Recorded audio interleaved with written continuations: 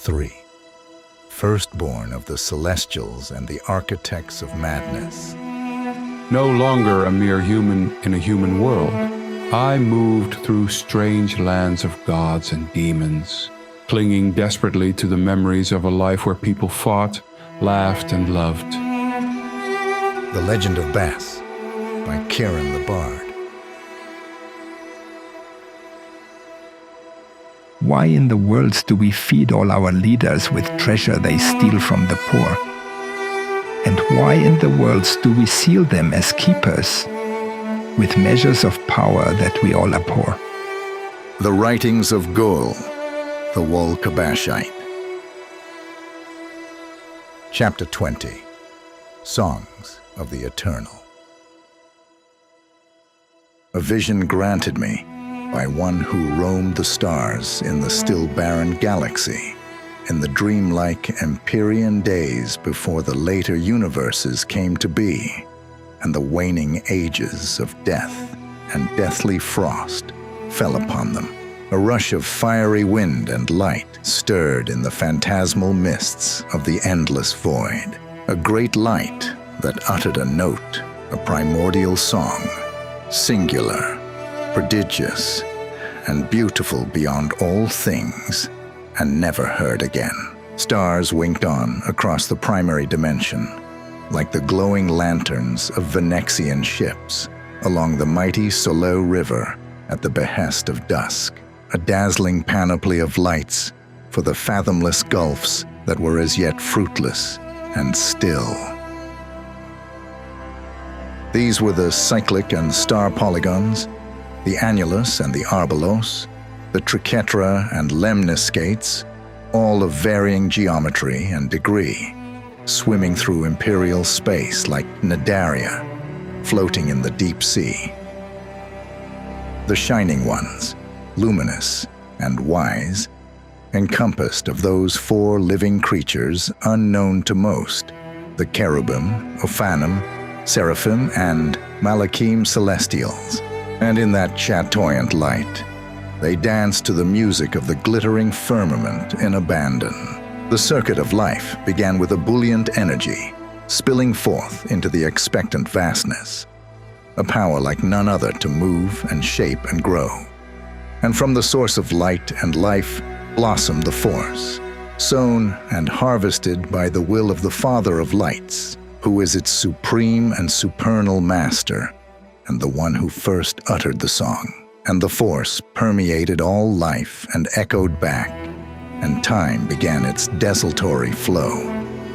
Discordant notes entered at this time, produced by those who coveted the dawn world, for the fear of lost glory had come to poison their hearts. And as thoughts of domination arose, so too a deep shadow began to occlude the face of the deep. Born of those luminous stars who opposed the composition blossoming before and around them, and especially on the plane of Eretz. Nevertheless, a second and third sound rang forth even more sublime than the first, intermingling with it, causing the garden world beneath the jeweled dome to emerge in the midst of the darkened seas, awakening with its resonance all manner of astonishing life. A song sweeter even than before, but also never heard again.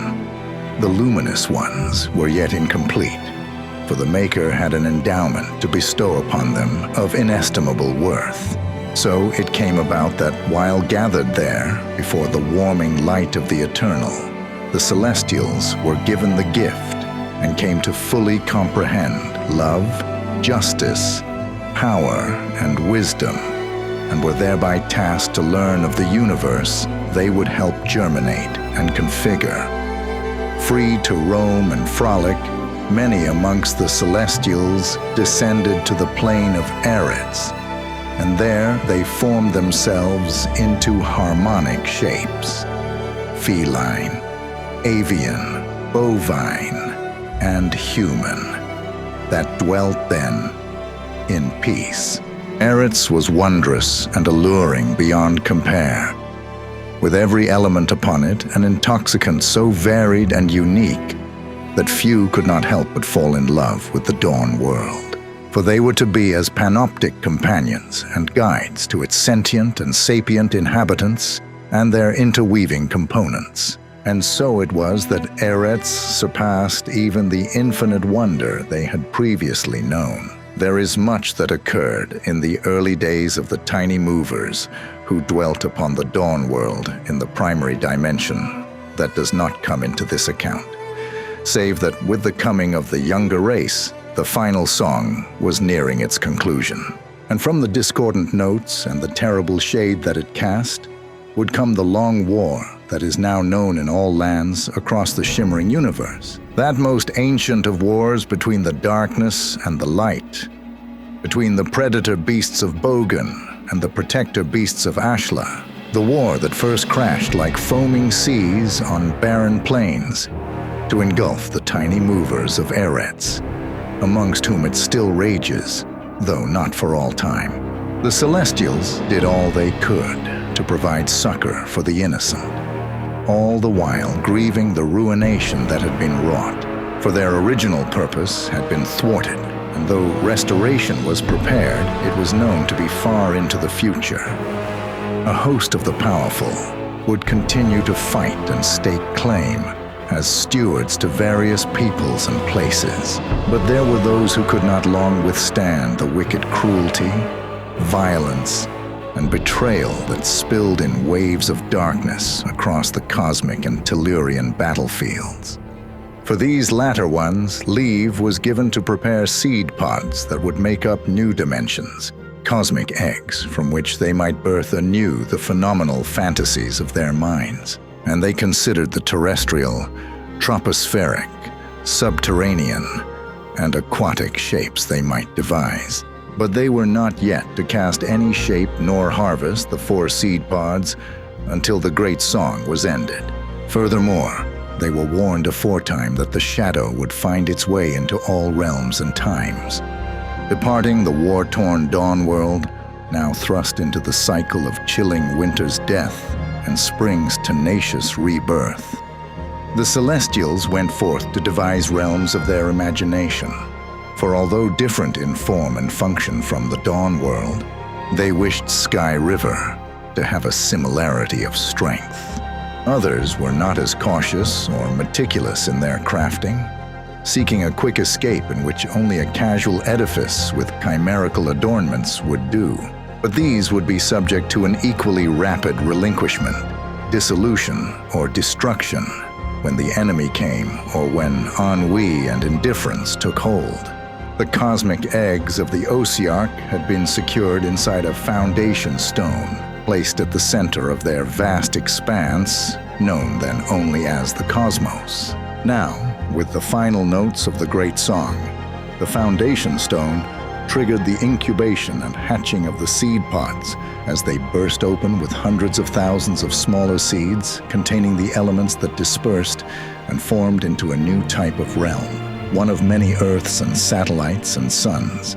Out of the sun seeds came the starbirds, called also firebirds and sun dragons, what had been known as the phoenix on Eretz. They were the beloved wild beings of the Supreme Master, who were called forth to light up the void. A myriad of myriads in dazzling patterns swarmed out of the proto-galactic epicenter to bring boundless incandescence, warmth, and growth for the innumerable germinating suns that came to swirl around them. Out of the earth seeds came their dancing counterparts, the fire drakes, to inhabit the cores of the many-hued, polychromatic planets and some of their otherworldly satellites. Inner light bonding with the cynosure of outer light, generating and incubating the seeds that brought forth and cherished life. As the parents of the elementals took their place, so came their children, the fire elementas, or pedracons, the water elementals, or hydresians, the earth elementals, or ersetians, and the air elementals, or ruachians, all embodying what wondrous forms they would, occupied in perfect harmony with one another and the wills, rarely encountered even in the earliest days, elementals were regarded as the spirits of the planets and stars. Their work complete, the original seed pods hardened into golden planet-sized crystals that now orbit within the colonies and are today known as the ore diamonds, while the foundation stone itself was split into 2 parts. The larger grew into a sacred world that remained at the heart of the galaxy as a wellspring of life, and there it would be hidden and safeguarded. The smaller shrunk and was kept secret on a nondescript red planet. The 4 Ossiarch then placed in key positions the 4 quantum machines, biocosmic devices of great power that served as an inaugural tessellation to hold together the fabric of reality for the cosmos. One of several steps that celestials of other large realms failed to do. Sunasim, or the Sunshine Machine, was secured on Tropicant. It first fueled the suns, which symbiotically fed the sun dragons, who in turn nourished the suns. Orbite, or the Orbit Machine, in the Spin Stones, begotten helped maintain the alignment and stable orbits of the stars, planets, and moons.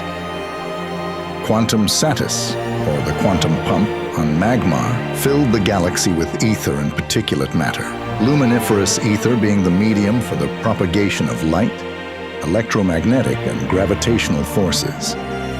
The Fata Machina, or the Fate Machine, on Samara in the deep core, opened the passage for the numinous flow of microscopic organelles, those misunderstood communicants known as midichlorians, enabling life to flourish in harmonious affinity with their symbionts, the wills, with whom they danced in rapture the complex movement of love, spreading out from the epicenter as living flames of the imperishable fire, to continually find purchase in all that had life. And so, all life would always have a connection to its life-giver and each other, and into every living form they found purchase, drawn to those with greater gifts in greater need of their voices.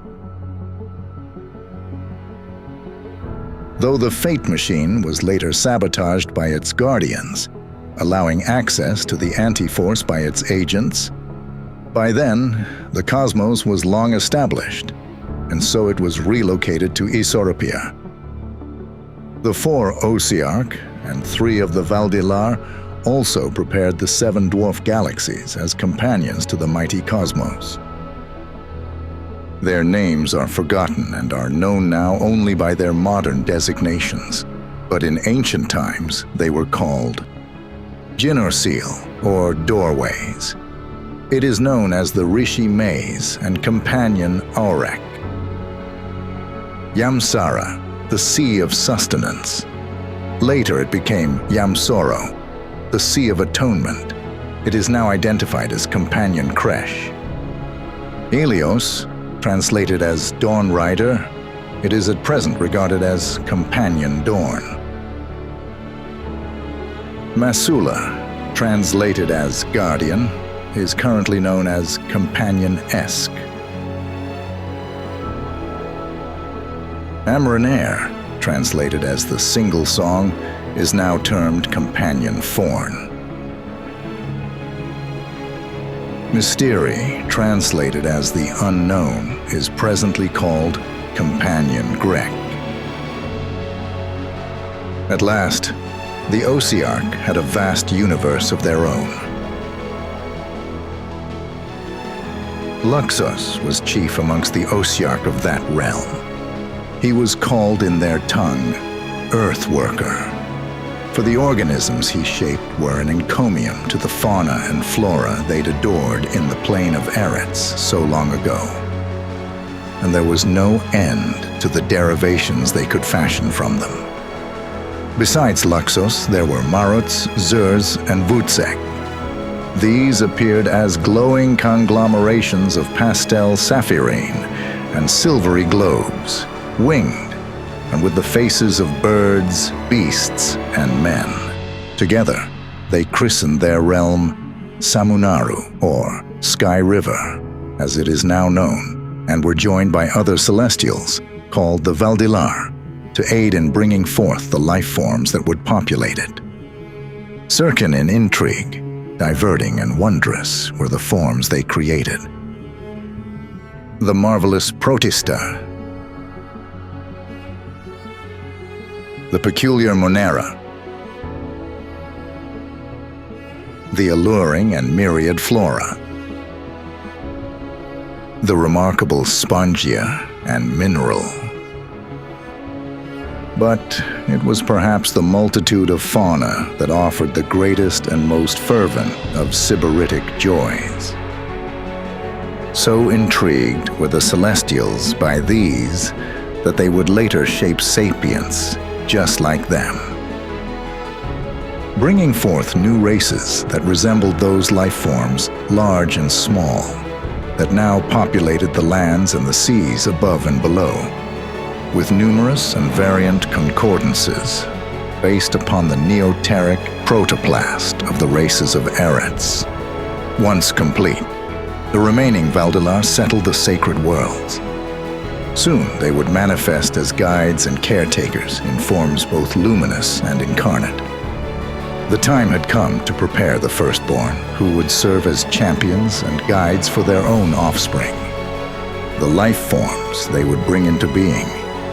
Many were the enigmatic and force-endowed gifts bestowed upon the first ones of the Celestials.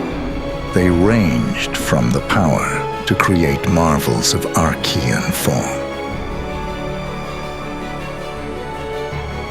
to shaping matter with hands and minds,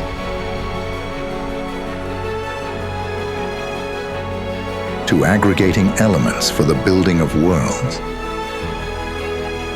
And all were designed in love as beings of grace, for they were to one day take the place of the Celestials, who it was said would not always remain, for they would one day be recalled to the dawn world and its ancient stars, destined for unknown tasks.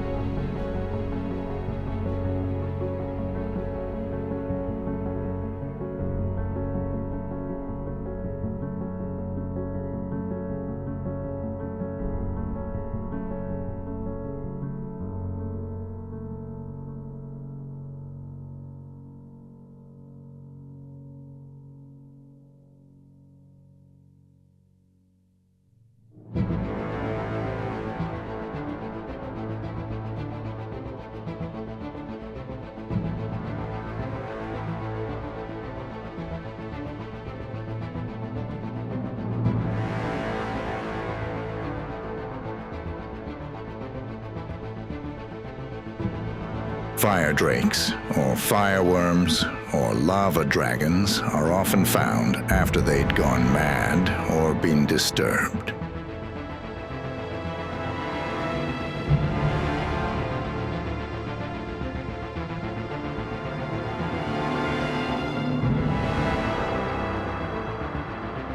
Though oft mocked by modern scientists as being based on a flawed understanding of celestial movements, the Shawkin device was constructed to reverse the workings of the orbitae, inverting its energy to cause systems to repel rather than adhere.